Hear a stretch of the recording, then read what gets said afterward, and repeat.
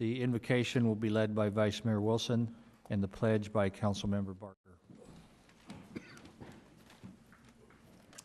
Heavenly Father, again we are gathered together this very warm evening to perform city business. Please be with us and our staff as we continue to keep this community a great place to live, work, maintain a business, and raise a family.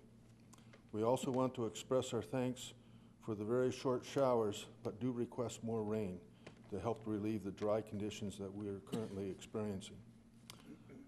We also want to have your protective hand for our local firefighters that have been sent to California to help fight the fires that they are currently experiencing.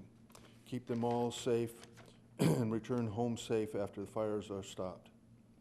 We again want to ask for your protective hand of our first responders here in Apache Junction as they continue to protect us and our possessions. We extend this request to our military members and their families wherever they are serving throughout the world. Bring them all home safe at the end of each day. In the Lord's name, amen. Amen. I pledge allegiance to the flag of the United States of America and to the republic for which it stands, one nation, under God, indivisible, with liberty and justice for all.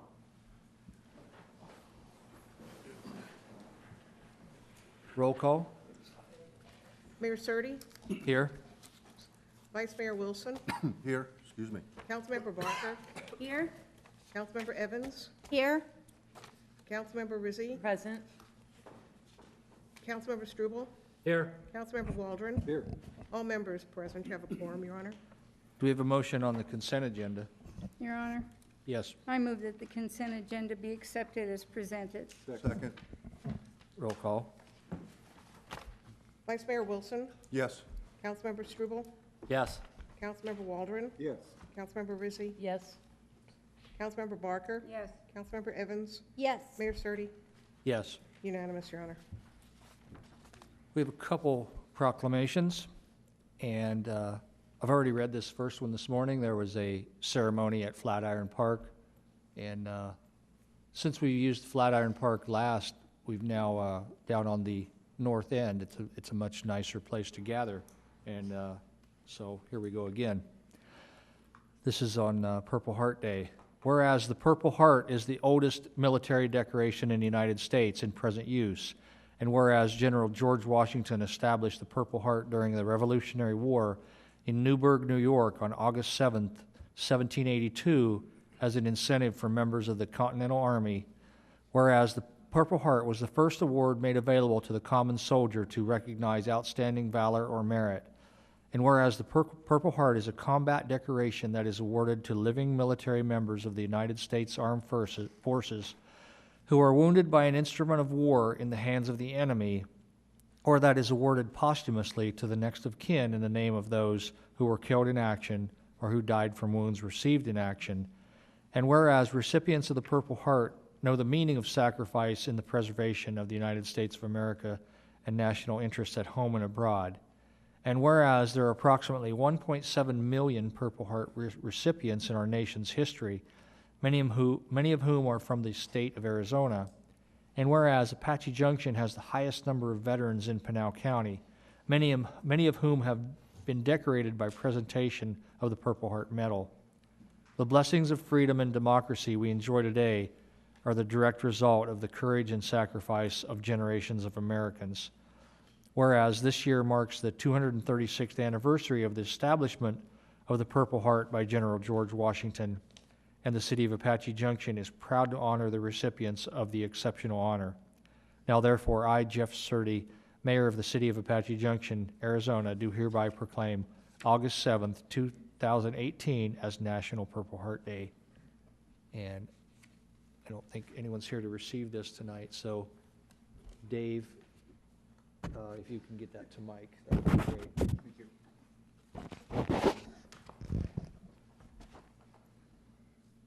And the next one is Child Support Awareness Month. Whereas the city of Apache Junction joins the nation in recognizing August as Child Support Awareness Month and reaffirms its commitment to strengthening Arizona's families by providing child support services to improve the economic stability and well-being of children.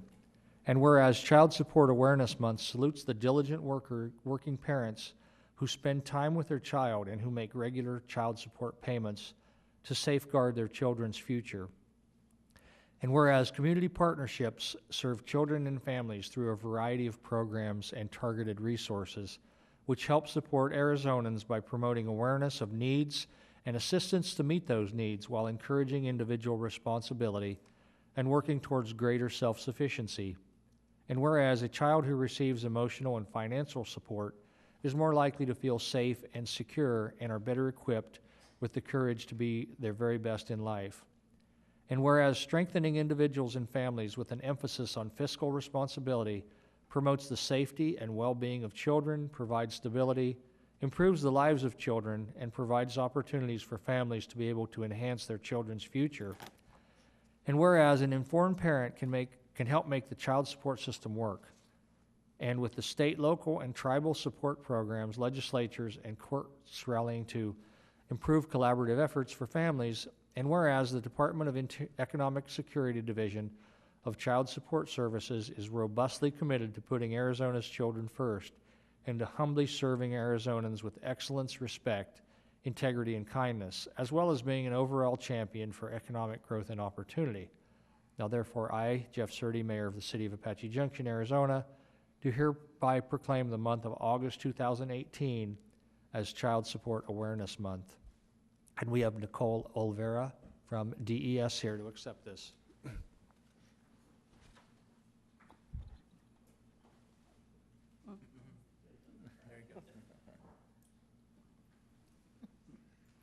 There's no place to go.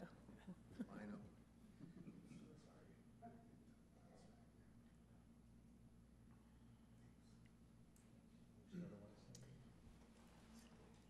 There's a mic there right there.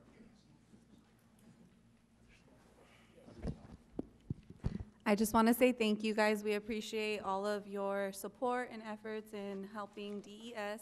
I will also be here in honor of Child Support Awareness Month in the city of Apache Junction 3 times throughout the month of August. I apologize that I don't have those dates offhand.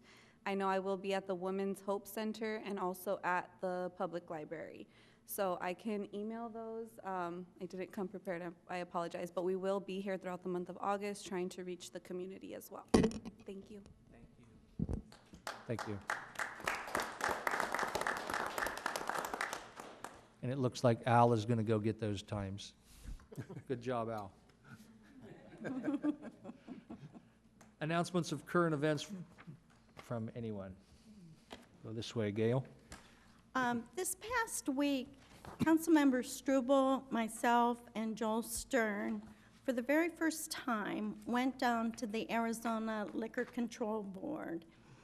And this was in an effort for our newer business, Faux Eva, where Mongolian Grill used to be. And there was a lot of questions that the council had on this particular item. One of Mr. Ha, the owner, explained he had an interim license. We had no knowledge of it. The police had gone in and stopped the sale of liquor because of not having the correct license. Mr. Ha had applied for a license. It was a very confusing situation, and we had a language barrier on top of that we really couldn't get the answers we wanted. So the council, in a 7-0 vote, we all voted to deny the license. Well, the Liquor Control Board wants, if there's a denial, they want to hear why it was denied. So we went down there, lovely drive to downtown Phoenix. And when it finally came to be our turn, Mr. Ha came in and said he decided to withdraw. And so we all felt bad, but he still seemed sort of confused on the process. So Joel Stern was nice enough to help him fill out the application and everything that the board needed. And when they came, they still only denied the one license number instead of both license numbers. So we still had to go back to the counter and say, and what, the part that was really confusing is there was 2 licenses under Forever, but one was really Mr. Noonan's, which was Mongolian Grill. So it still took us a good bit of the afternoon to get it all sorted out.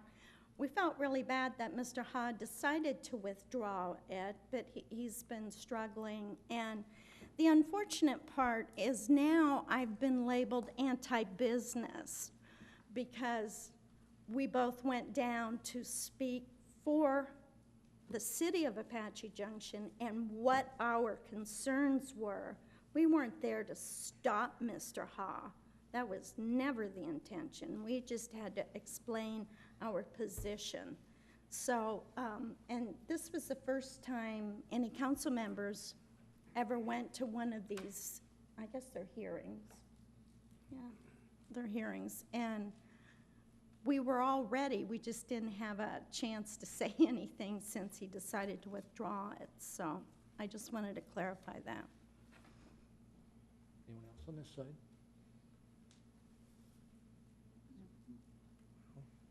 Krista? And I have nothing either, middle of summer. City managers report. Thank you, Your Honor. Bryant Powell, City Manager. Tonight, I'd like to highlight our Parks and Recreation Department as they received 3 statewide awards this past week, and they were given these awards. The Vice Mayor and the Mayor were able to come, as well as I was able to be there, and with several members of staff. I'm very proud of our Parks and Recreation Department and the efforts and the work that they do. The first one was an award and outstanding program, and the best way to do this is just show these videos that were shown at the event. Outstanding Program, Youth Enrichment Program, City of Apache Junction, TGIF Youth Program. So Matt, if you can run that. I want to hit the light. Yeah.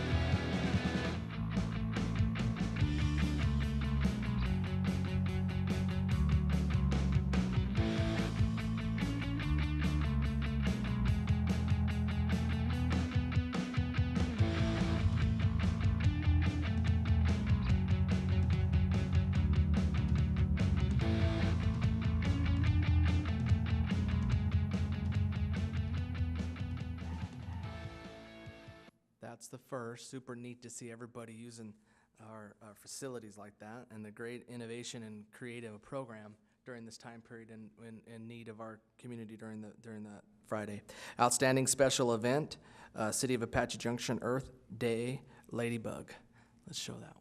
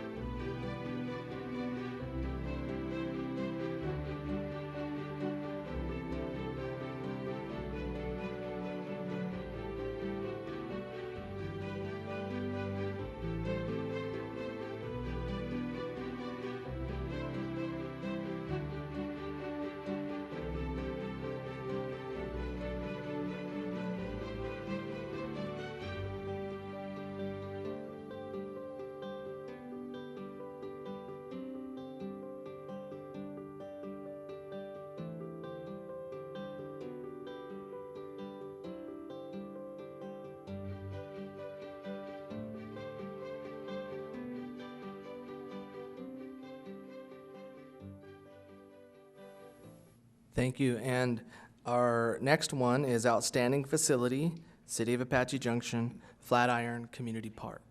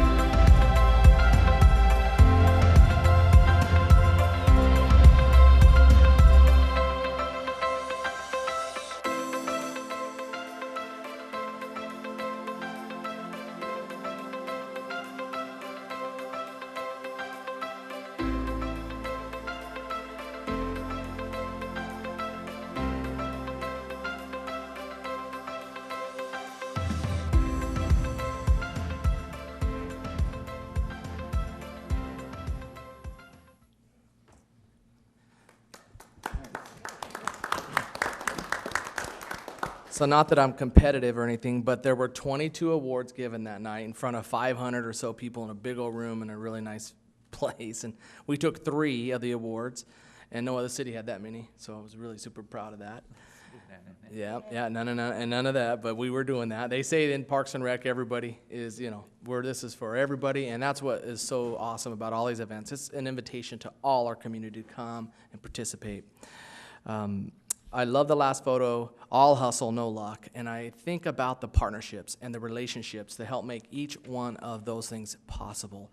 It is not just us. It's an organization, it's a community, it is people who share and want to help and lift one another. So that part is super outstanding and super thrilled that we were able to be honored in that way. And thank you for your vision. Thank you for allowing us as staff to go forward and carry out your thoughts and dreams, and we hope to keep doing it. Another item that I'd like to report tonight is that this week the early voting mailouts went out, and want to encourage everyone in the community to vote.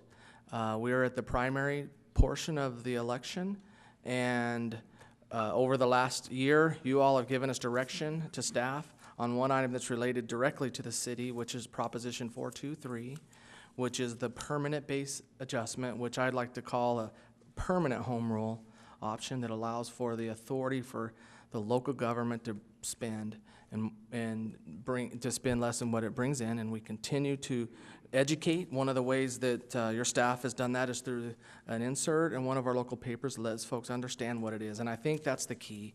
And anything that our citizens who are voting and who want to be involved, they need to understand first. And so we encourage everyone to read about that and that. We have lots of alternatives, mode of transportation, but modes of information, whether it's Facebook, social media, press releases, as well as inserts.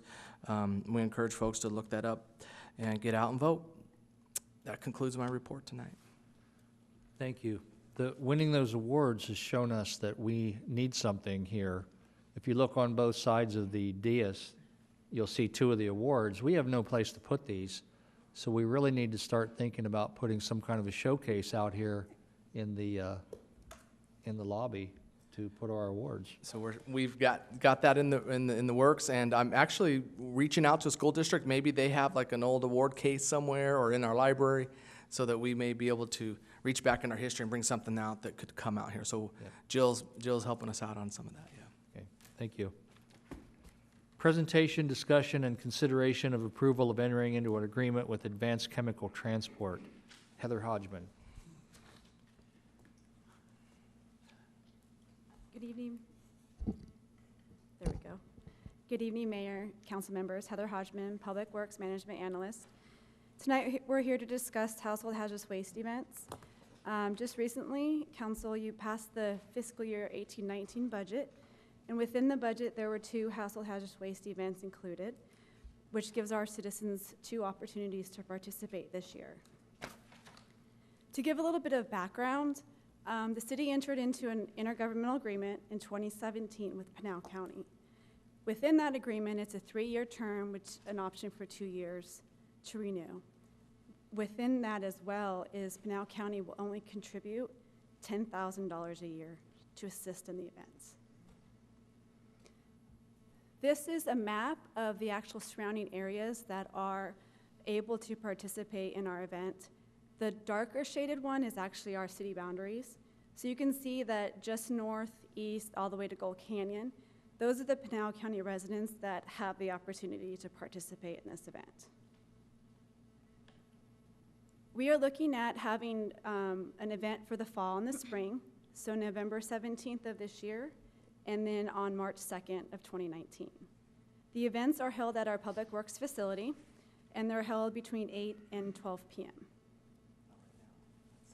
So staff is recommending entering into an agreement with Advanced Chemical Transport for both 2 events. We are utilizing the Maricopa County Cooperative contract, and the total lump sum for both events is $80,000.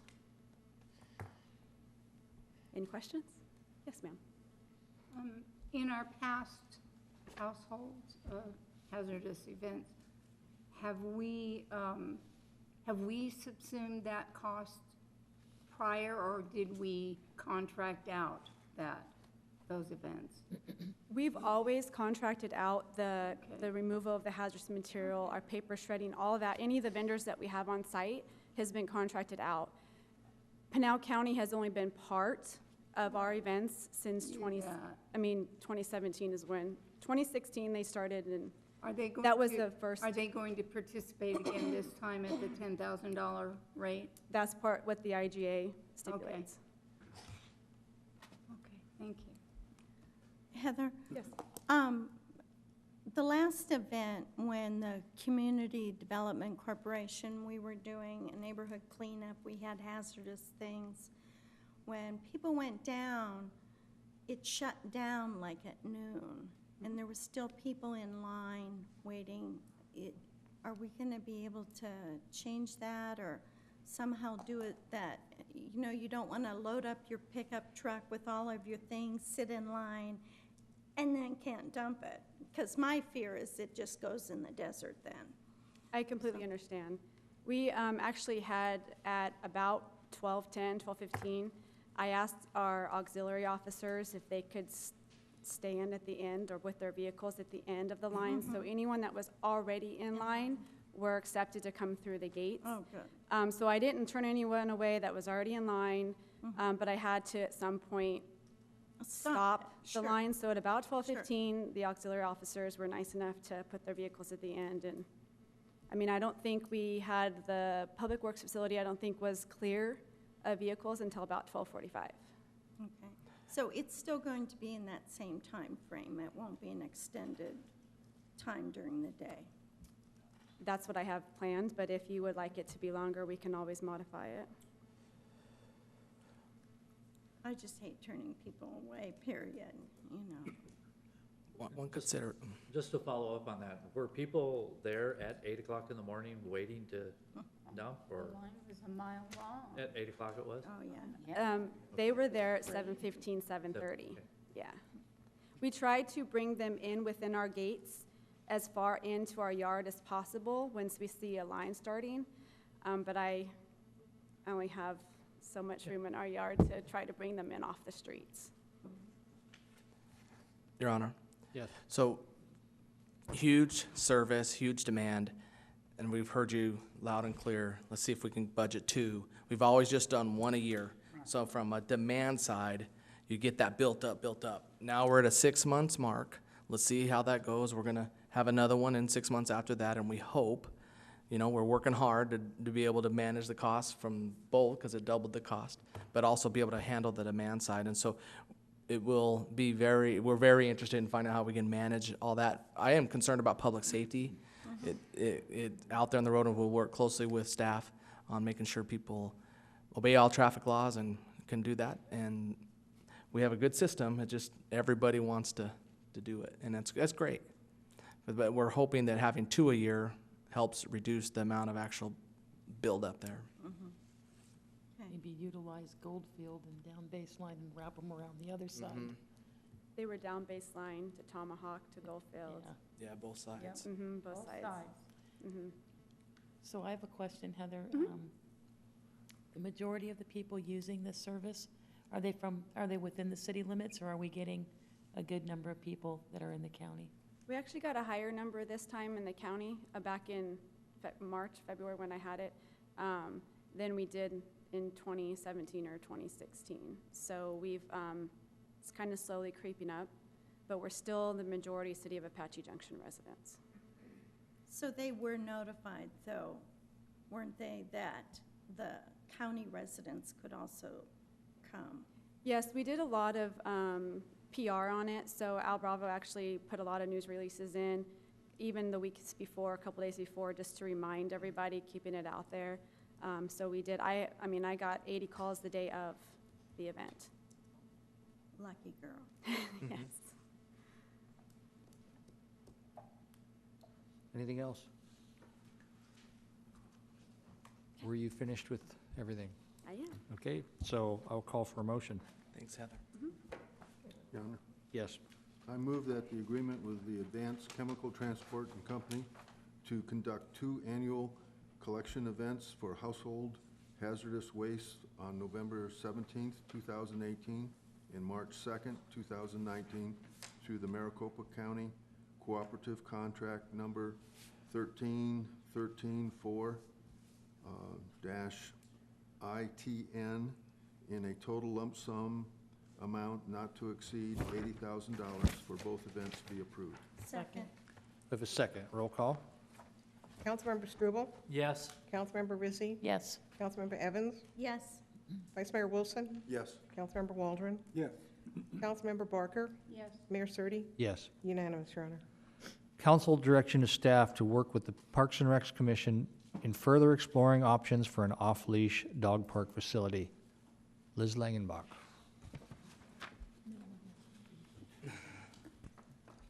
Good evening. Honorable Mayor, City Council, Liz Langenbach, Parks and Recreation Director. Speaking of the hopes and dreams that Bryant mentioned in our earlier slides, one of the things that was a previous hope and dream of our city was to bring a dog park to our community. 10 years ago, we had actually 2 plans adopted by council of having one at Prospector Park or one at Silly Mountain. But because of the downturn in the economy at that time, that was never able to be a reality. Since then, certainly is not a wish or a dream that has gone away. We have lots of residents, lots of council members that are very interested in the concept still. Our former director, Jeff Bell, he reached out to other areas and looked at other spots that might not be as costly as those 2 original master plans. And we had a chance recently, whenever we took part in the ASU Project Cities studies, to add dog park research as one of the topics and as one of the projects that the students would do. So we asked them if they could go out, assess some of our sites, look at if there are some new funding sources that might be here now that weren't there before. Also, to look and see if maybe it's not all the bells and whistles. Maybe we can't afford, our biggest hope and dream right now, but maybe there's something else. So they brought back, and I promised I wouldn't read it or show slides about it again, but you guys all, I think, received one of these. They offered a lot of nice ideas and put some time into looking into some different options.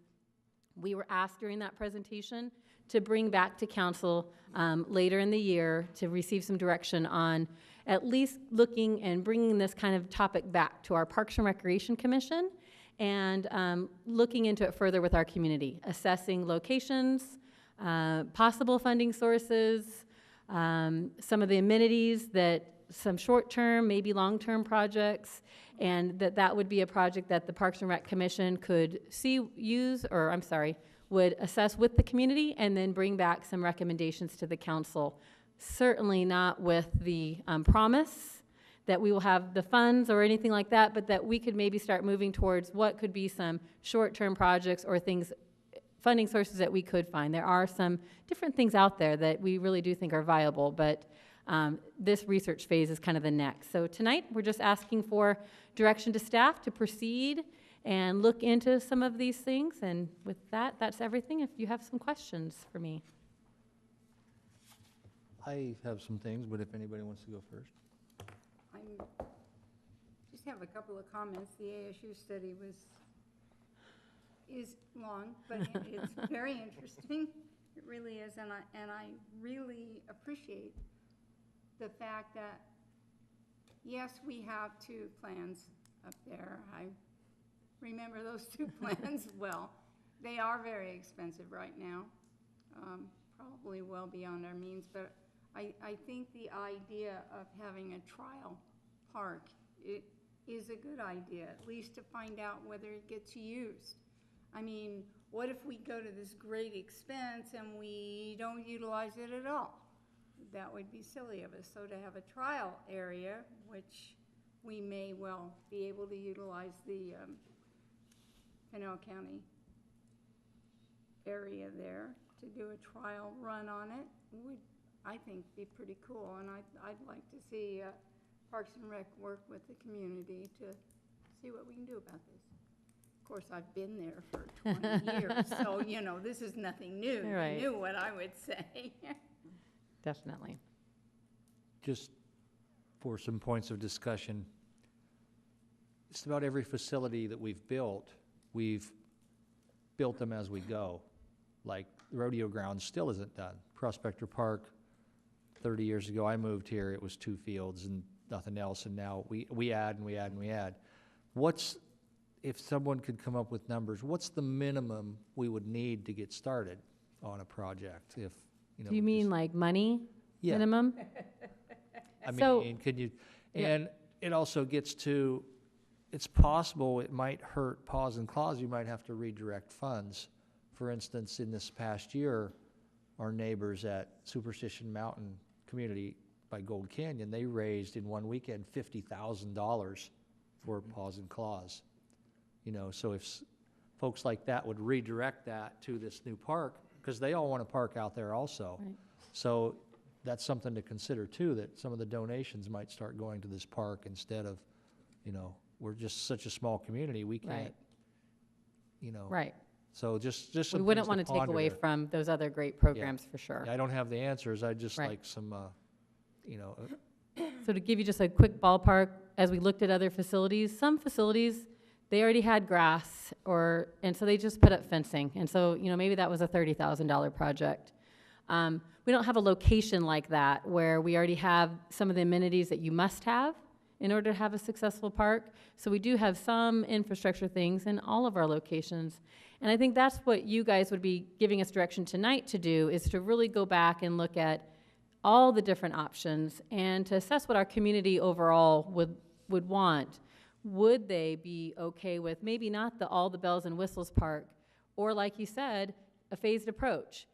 We've done a phased approach at Prospector Park. All of our plans have a phased approach kind of within them.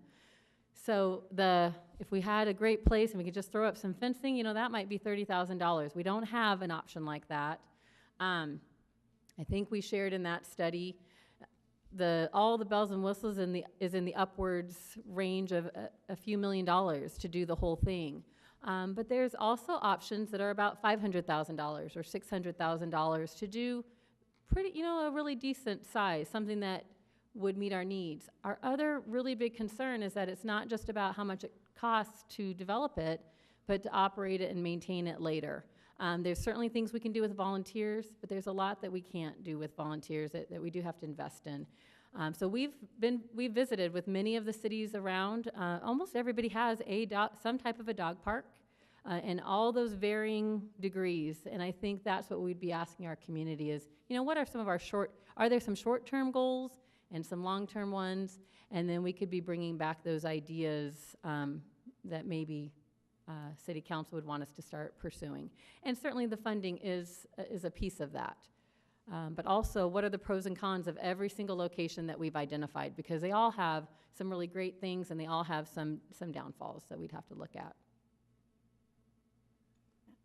Liz, a couple years ago, I was living in Sunrise Canyon, and they made a dog park out of one of their retention areas. And first, it was just a fence. Right. And it had a bench and a couple of dog poo bag dispensers. I don't know what else to call Right. them.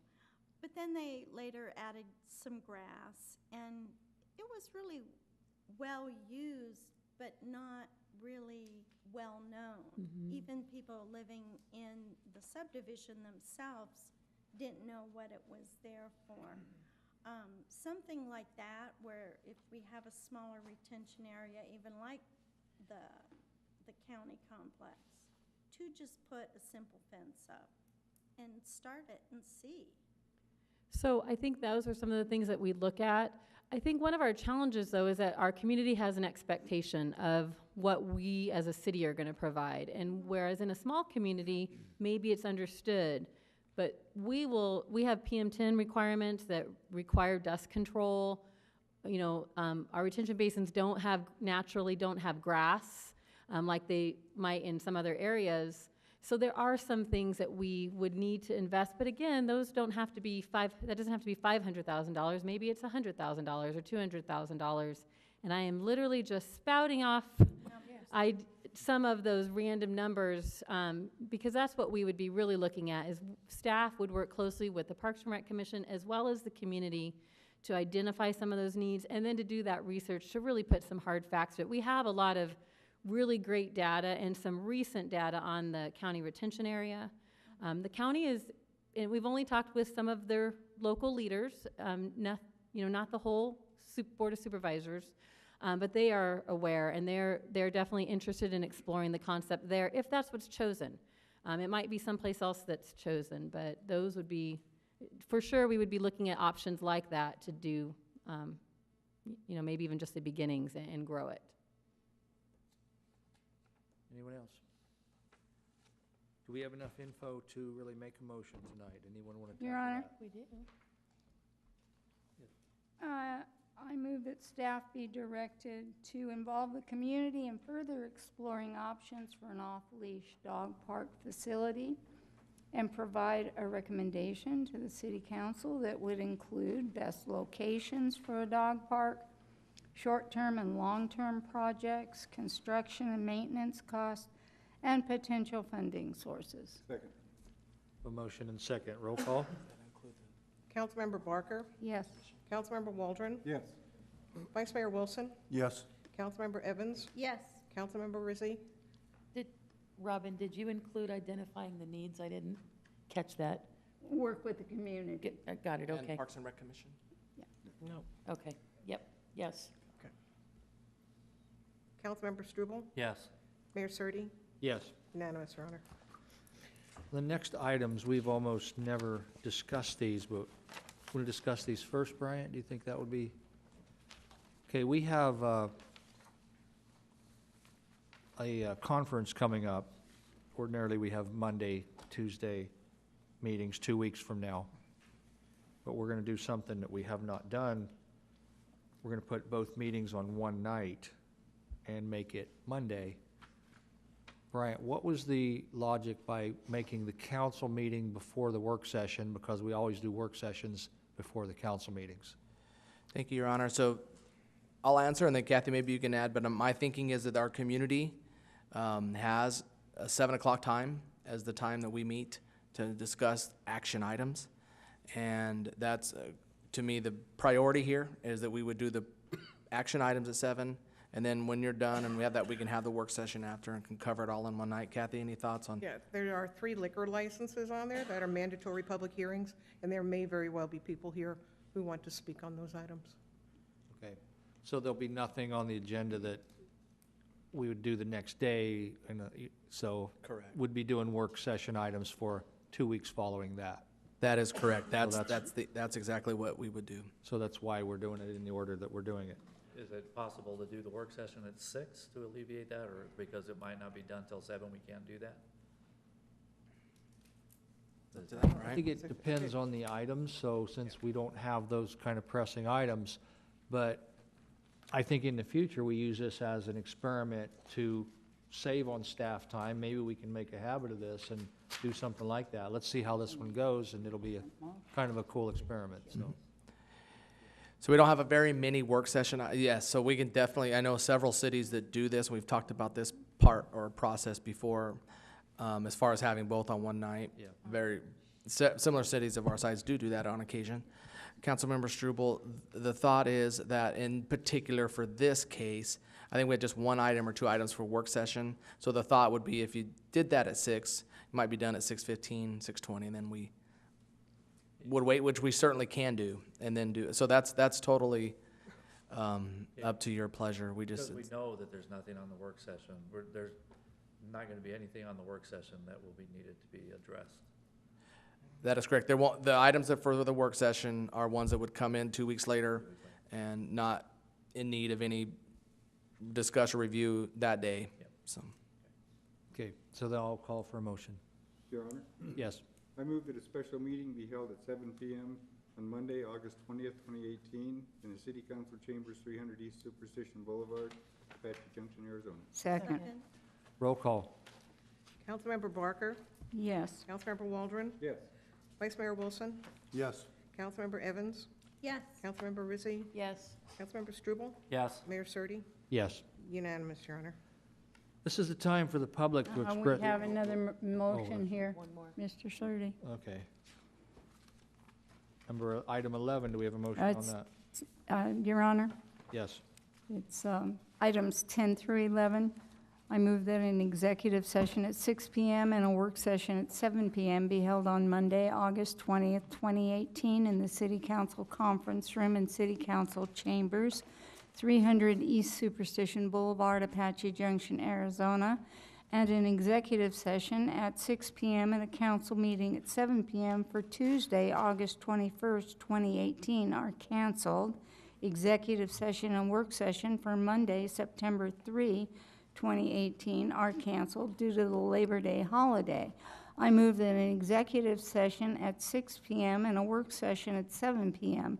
be held on Tuesday, September 4th, 2018 in the City Council Conference Room, City Council Chambers, 300 East Superstition Boulevard, Apache Junction, Arizona, respectively. Second. And another second, and roll call. Councilmember Rizzi, Yes. Vice Mayor Wilson, Yes. Councilmember Barker, Yes. Councilmember Struble, Yes. Councilmember Evans, Yes. Councilmember Waldron, Yes. Mayor Surtee, Yes. unanimous, Your Honor. This is the time for the public to express requests, communications, and comments and suggestions. Each speaker must have already filled out a request to speak form and handed it to the city clerk before the end of the city manager's report. All issues shall be presented in a professional manner without personal attacks. Under the open meeting law, the council cannot engage in discussion on the issues presented, but may respond to criticism and may direct staff for follow-up with the speaker directly and/or place this matter on a future agenda for council discussion. There's a 3-minute limit for each speaker. I have two, and the first one is George Schroeder.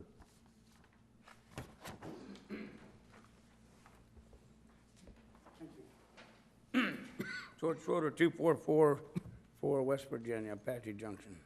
I know you missed me. Anyway, long story short, I'm running for JP for District 6. It's whack-a-mole out there. I cannot believe what's happening just for the justice of the peace. It is so wrong. And even today, I had to call the sheriff on one of their deputies for harassment. Give me a break. And the guy's not even in the race no more. Anyway, so Parks and Rec, we need a dog track. My dog has a racetrack around our house. I keep repairing it. 2 days later, it's 6 inches deep again. It has autism. It's a rescue dog. Hermione. It wants to know why we can't walk more, why we can't go out more, why we don't have a place to go. every day. And I want some place for the dog to go. You know, we're gonna have to section it off for medium, small, medium, and large dogs. And we have to watch out for abuse. There's people in our neighborhood, okay? Crackheads. They love to teach their dogs how to go after other dogs. I promise you, this is gonna happen. Absolutely. They're retarded, but anyway. Okay, 423. I believe that's the proposition, right, for a home rule. Now I'm on the opposite side. You're taking away the people's choice and ability to say no to you. That's the effect it has. I know maybe that's not what you wish, but that's what it's doing. Now, the bills that were coming in, everybody's looking for money. I know where the money's at. They're not giving it up. Well, if I get elected, guess what? I'm taking it from them. It's a faith-based initiative. The tax for Trump has already said 21% for religious entities. So my idea is not lost here. Somebody's listening. That camera, as you pointed out, Miss Evans, there's more people watching than you think. And they got more brains than I got, okay? I'm running. My signs ain't up yet. They'll be colorful, I promise you. Legal. Not always in the right place. Somebody can point out. Don't take it down. Tell me where I can put it, okay? That's courtesy. I've never ran before in my life. But you'll know them when you see them. I believe we have one person who's trying to buy the race. He bought his way into kicking 2 people out of the race, which was, and to me, is illegal. But I was there when the judge did it, so apparently it's legal. Anyway, until we meet again, thank you. Thomas Aulick.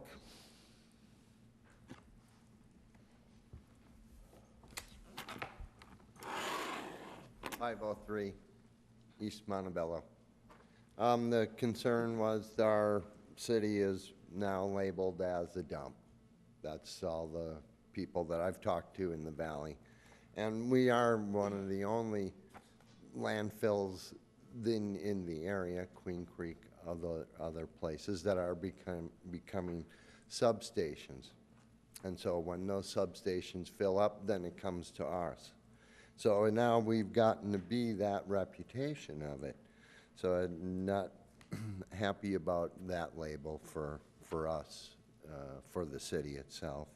There were other suggestions for that landfill.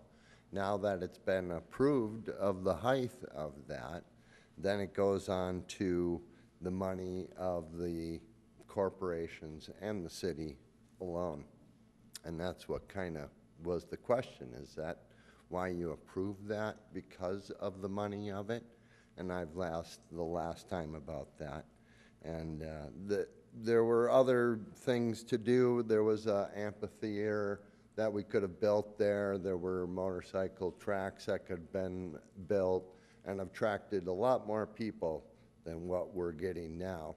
We're just seem to be getting people that go to the landfill rather than for activities and attract other people for those reasons. You know, the location where that landfill is on the other side of that freeway, it is commercial land, and this was able to be created. It seems like our city has decided not to do that and to make that just the landfill itself. And I think it's give us a bad reputation.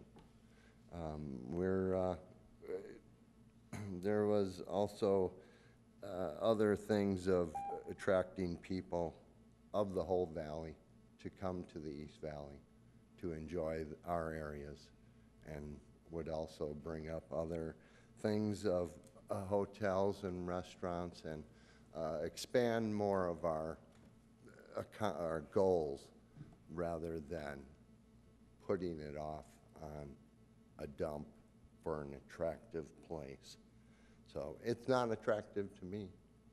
And so I did have talked to ADQ about this, and the floodplain does worry about me about it, and also the Army civil engineers are the ones that designed that berm that did break out through once.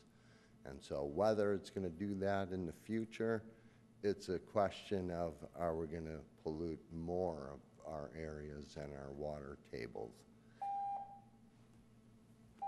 Thanks very much, everyone. Anyone care to respond? I don't see any response. With that, we will adjourn.